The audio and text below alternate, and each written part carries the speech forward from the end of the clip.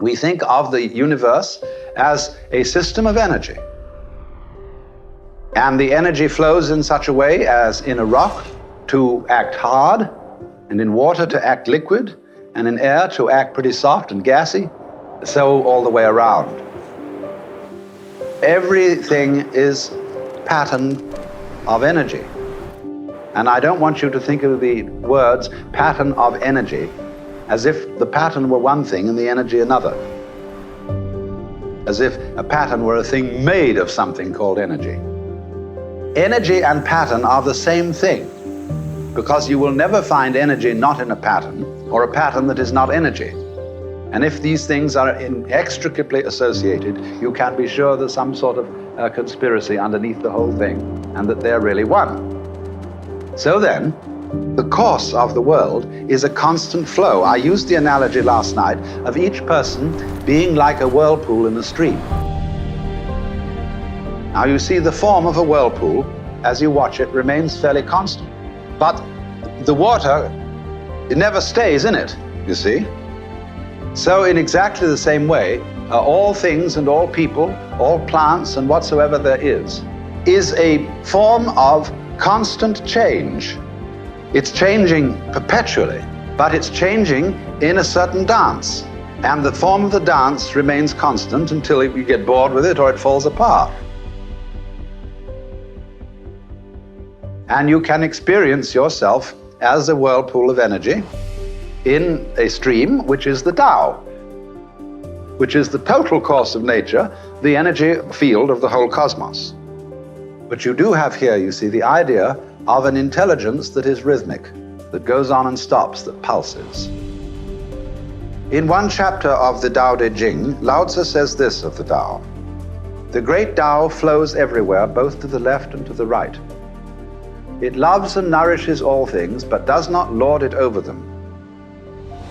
And when meritorious consequences arise, or when merits are accomplished, it lays no claim to them."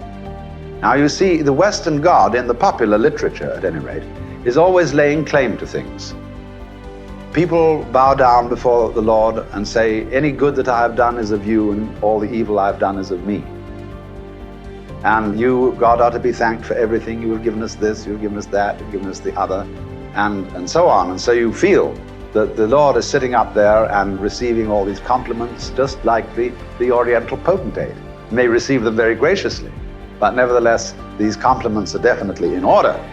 Now, for the Taoist philosophy, you have to get used to the idea of thinking of nature as a system which has no boss. That's absolutely fundamental. And that's why the word for nature, you see, is ziran, or what is so of itself. It's almost automatic, except that the word automatic in English has a mechanical feel.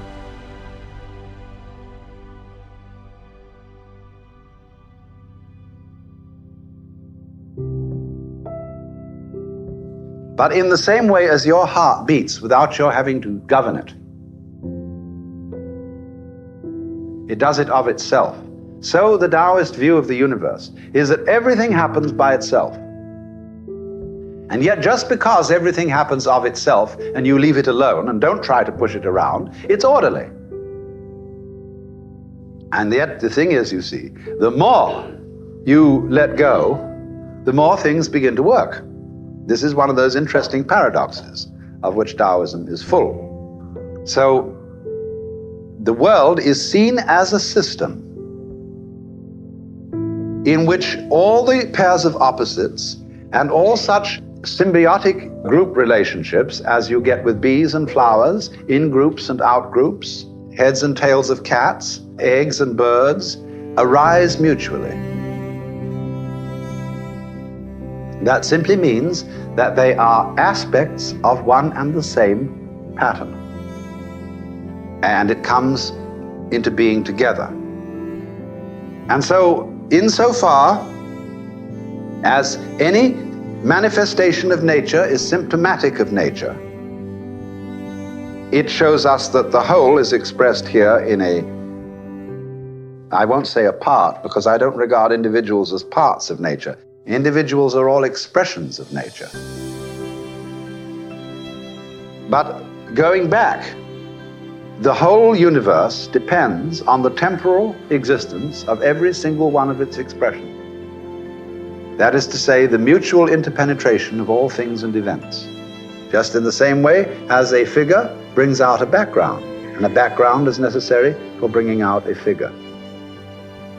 It is mutuality where there is an accord to move together like dancers who are wonderfully partnered so that you don't know which one is leading and which one is following.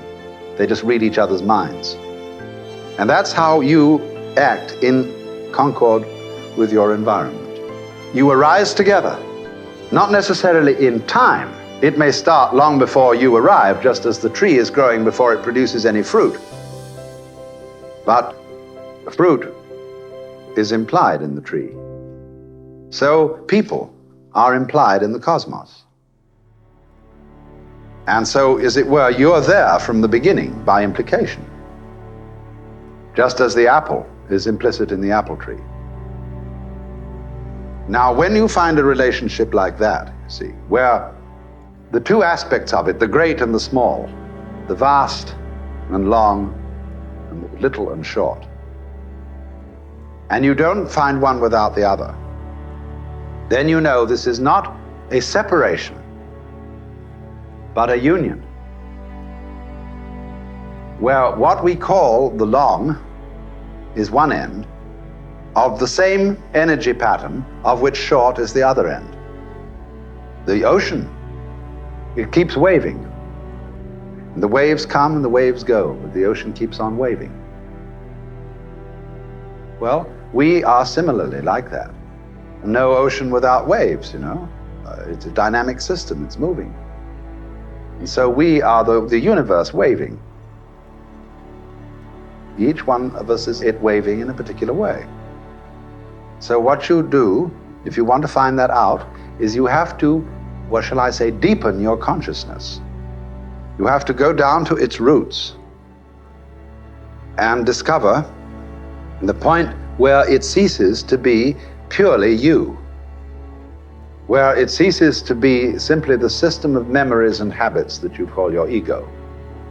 And underneath that system, which is, as it were, the crest of the wave, deep down underneath that is the huge force of the ocean, which is present in you at all times, operating at the basis of your consciousness, which is at the same time the basis of your physical energy, muscular power, and indeed existence at all.